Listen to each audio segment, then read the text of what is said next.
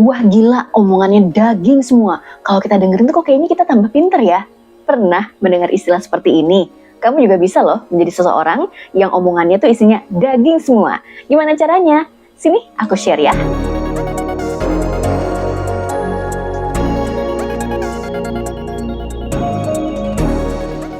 Hai semua, kembali lagi dengan saya Alia Pravita di channel YouTube Alia Pravita.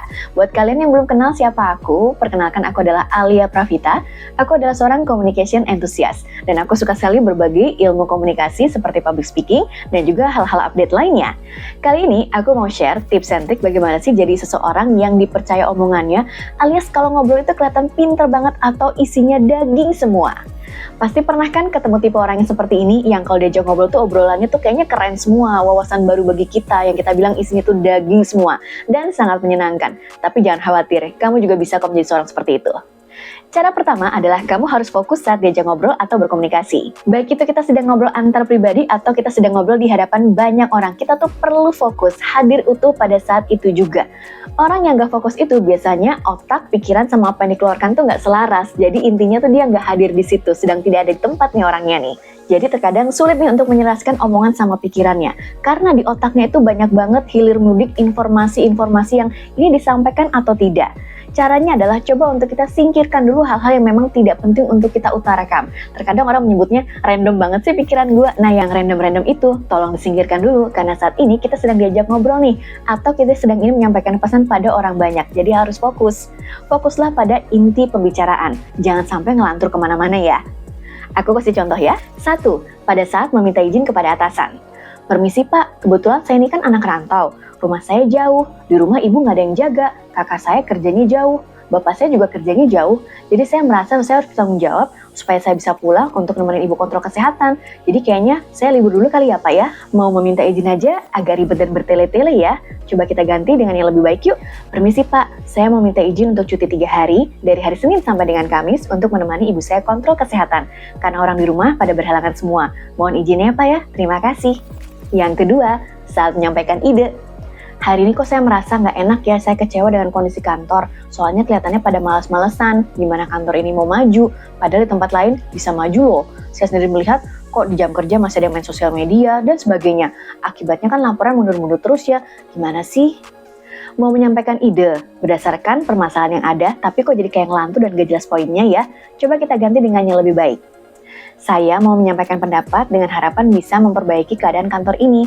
Saya menganalisa sebanyak 70% karyawan ini masih terlihat malas-malasan atau santai di jam kerja. Hal ini dibuktikan dengan menurunnya progress report sebanyak 50% di bulan ini. Selain itu, banyak juga proyek yang mundur atau terbengkalai. Nah, saya rasa mulai saatnya nih kita menjadi lebih cekatan untuk bisa menyelesaikan pekerjaan tepat waktu. Dengan cara, bagaimana kalau misalnya kita membatasi deh penggunaan sosial media di jam kerja.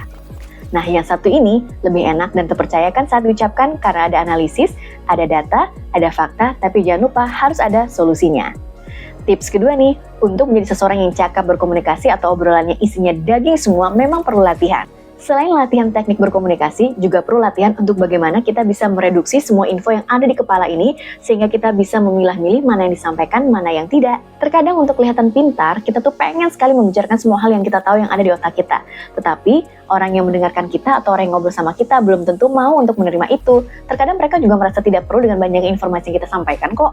Jadi, kita juga perlu paham saat kita berkomunikasi dengan orang lain, pastikan informasi yang kita keluarkan itu bermanfaat buat mereka dan juga kita berikan kesempatan untuk dia supaya bisa ikut ngobrol atau berdiskusi dalam obrolan itu.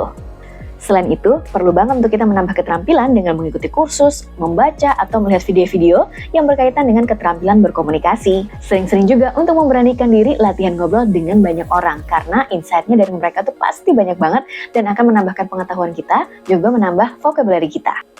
Ketiga, sistematis dan juga logis. Ciri orang yang omongannya itu daging semua, itu selain fokus, dia sistematis dan juga logis. Dia pandai menyampaikan berbagai macam hal, tapi tanpa terdengar rumit oleh pendengarnya. Selain itu, logis alias masuk akal. Sistematis ini maksudnya omongannya itu rapi, tersusun, enak didengar, dan pastinya straight to the point. Sedangkan kalau logis itu masuk akal. Gimana sih caranya kita bisa ngobrol dengan masuk akal? Kita bisa menambahkan elemen-elemen kutipan dari buku, film, data, fakta dari sumber yang benar-benar valid. Contoh nih ya, 1. Saat menjelaskan visi dan misi. Visi saya sebagai seorang manajer adalah untuk meningkatkan kepuasan berbelanja konsumen di tempat ini.